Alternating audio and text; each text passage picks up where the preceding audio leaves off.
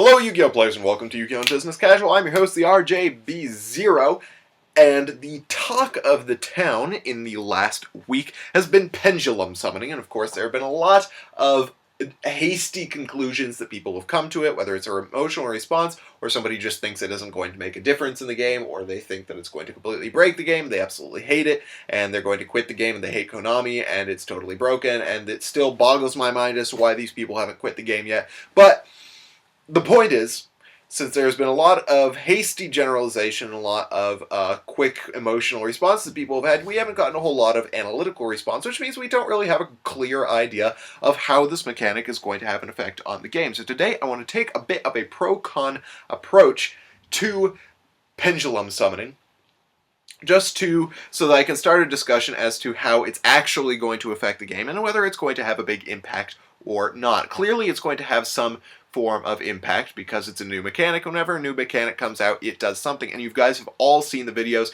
in which a scrap player OTKs because they pendulum summoned the Odd Eyes Pendulum Dragon and just a bunch of scrap monsters and stuff like that. So we know that it's going to have some form of impact on the game. But let's look at a couple of specific pros and cons in terms of power level to the pendulum mechanic. So one con in terms of whether or not it's a good mechanic, whether or not it's a strong mechanic, is the fact that it just takes up a lot of space.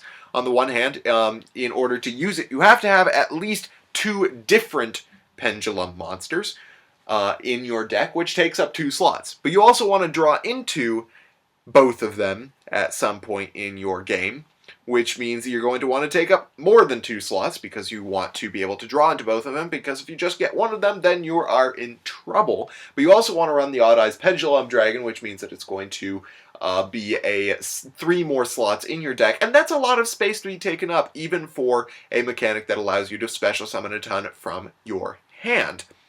So it has some theory issues, some consistency issues, and specifically some deck space issues. But let's get back to that special summoning from your hand. One of the really cool things about it, one of the more powerful things, is that it just allows you to vomit your cards from your hand onto the field. I say that that's cool just because it's just extremely powerful, not necessarily that it's good for the game, because a lot of people argue that that isn't good for the game. They don't want people to be able to take everything in their hand and just special summon it. A lot of people argue that like gadgets and scraps can be able to abuse that, and that is kind of fair.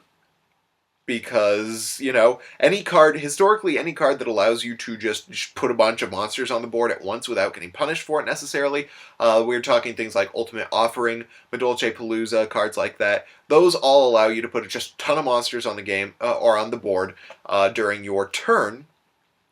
Those have historically been very good. Medolce Palooza is kind of OTK material. Ultimate Offering is banned for a very good reason. So that's one thing that makes the mechanic really powerful. But the con side of that is that you require using up 2 cards in your hand in order to do that. So you go -2 in order to risk getting Torrentialed, Dark Trap Hold. This is one of my favorite things. People have been kind of ignoring about Pendulum Summoning, is if they summon multiple monsters, you can just Dark Trap Hole and you're okay. It ignores Needle Sealing.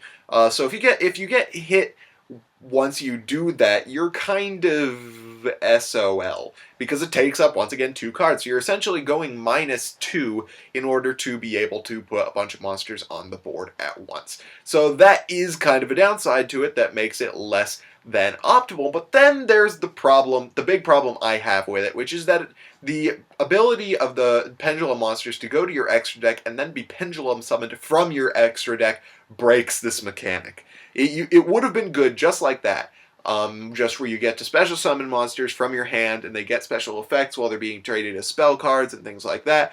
However, Konami had to go to the point where when they're destroyed, or if they're sent to the graveyard at all, as long as they're not like Xyz material or something like that, they go to the extra deck instead of going to the graveyard, and then you can pendulum summon them out, which means eventually you're just going to get a return from a different dimension every turn that you have a pendulum, and that you have the possibility to pendulum summon, and that is pretty darn crazy.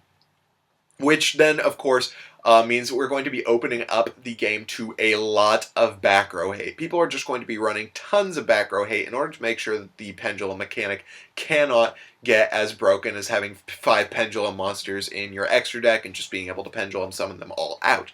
Once again, that's less likely to be seen because, once again, Pendulum monsters take up a lot of space in your deck, and people aren't necessarily going to want to take up all that space in their deck in order to put Pendulum monsters in the extra decks. They can Pendulum summon them out, but it is definitely a possibility. So those are things that we need to consider when looking at Pendulum monsters. I haven't, of course, covered everything, but that's because I haven't been able to play test around with them.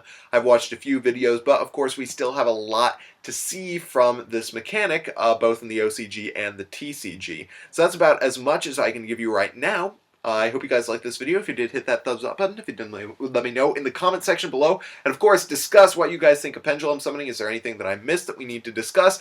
All of those sorts of things. Of course, hit the comment section below. And if you like my videos and things like that, and you want to see more about Pendulum Summoning in the future, of course, subscribe for more deck discussion analysis and general Yu-Gi-Oh! Shenanigans. Meanwhile, thank you guys for watching Yu-Gi-Oh! and Business Casual. I'm your host, the RJB0, and I got a jet.